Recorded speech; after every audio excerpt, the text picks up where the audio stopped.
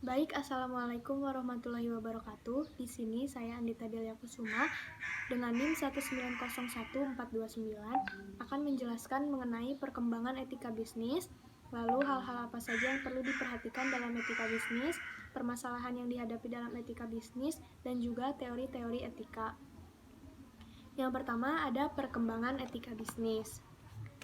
Pertama, zaman prasejarah. Pada awal sejarah filsafat, Plato, Aristoteles, dan filsuf-filsuf lainnya mulai menyelidiki bagaimana sebaiknya manusia itu diatur kehidupannya dan membahas bagaimana kehidupan ekonomi dan kegiatan niaga diatur. Lalu yang kedua, ada masa peralihan pada tahun 1960-an. Dimulainya pemberontakan terhadap kuasa dan otoritas Amerika Serikat, revolusi mahasiswa di ibu kota Prancis, penolakan terhadap establishment atau kemapanan. Hal ini memberi perhatian pada dunia pendidikan, terutama pada dunia ilmu manajemen, yaitu dengan menambahkan mata kuliah baru dalam kurikulum dengan nama Business and Society. Topik masalah yang paling sering dibahas adalah Corporate Social Responsibility.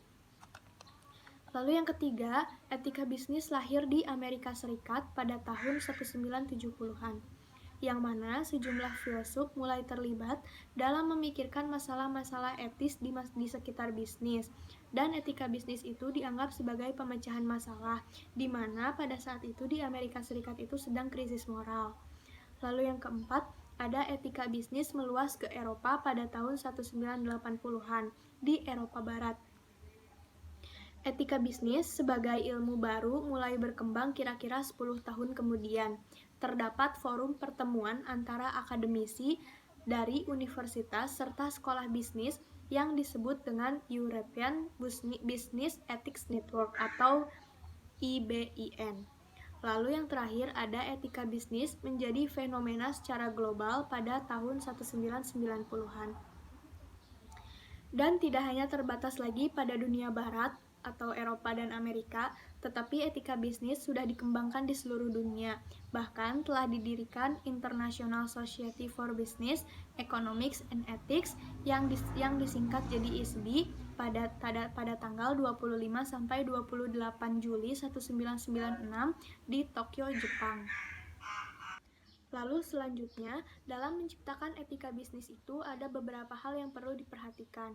Yang pertama ada pengendalian diri, lalu pengembangan tanggung jawab sosial atau social responsibility, lalu yang ketiga mempertahankan jati diri dan tidak mudah terombang-ambing oleh pesatnya perkembangan informasi dan teknologi, lalu menciptakan persaingan yang sehat, membangun konsep pembangunan berkelanjutan, menghindari sikap KKN atau kolusi, korupsi, dan nepotisme yang dapat merusak tatanan moral, lalu harus mampu menyatakan hal benar itu adalah benar, lalu membentuk sikap saling percaya dengan perusahaan yang kuat maupun perusahaan golongan ke bawah, lalu konsekuen dan konsisten dengan aturan-aturan yang telah disepakati bersama, menumbuh kembangkan kesadaran dan rasa memiliki terhadap apa yang telah disepakati. Lalu yang terakhir, perlu adanya sebagian etika bisnis yang dituangkan dalam suatu hukum positif yang berupa peraturan maupun perundang-undangan. Lalu selanjutnya ada permasalahan apa saja yang biasanya dihadapi dalam etika bisnis. Yang pertama ada masalah sistematik, yaitu masalah sistematika dalam etika bisnis. Pertanyaan-pertanyaan etis yang muncul mengenai sistem ekonomi, politik, hukum, dan sistem sosial lainnya di mana bisnis tersebut beroperasi. Lalu yang kedua ada korporasi, yaitu permasalahan koperasi dalam perusahaan bisnis adalah pertanyaan-pertanyaan yang dalam perusahaan-perusahaan tertentu. Permasalahan ini mencakup pertanyaan tentang moralitas, aktivitas, kebijakan, praktik, struktur organisasional, perusahaan individual sebagai keseluruhan. Lalu yang terakhir adalah masalah individu, yaitu permasalahan individual dalam etika bisnis adalah pertanyaan yang muncul seputar individu tertentu dalam perusahaan. Masalah ini termasuk pertanyaan tentang moralitas keputusan, tindakan, dan karakter individual. Lalu yang terakhir ada teori-teori etika.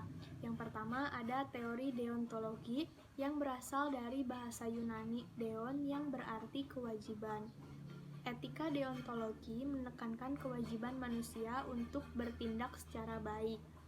Suatu tindakan baik itu bukan dilihat dari akibat atau tujuan baik dari tindakan yang dilakukan, melainkan berdasarkan tindakan itu sendiri baik pada diri sendiri.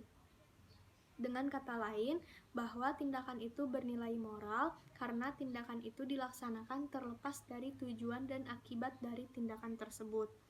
Lalu yang kedua ada etika teologi, yaitu etika yang mengukur baik dan buruknya suatu tindakan dari tujuan yang hendak dicapai dari tindakan itu atau berdasarkan akibat yang akan timbul dari tindakan yang dilakukan tersebut.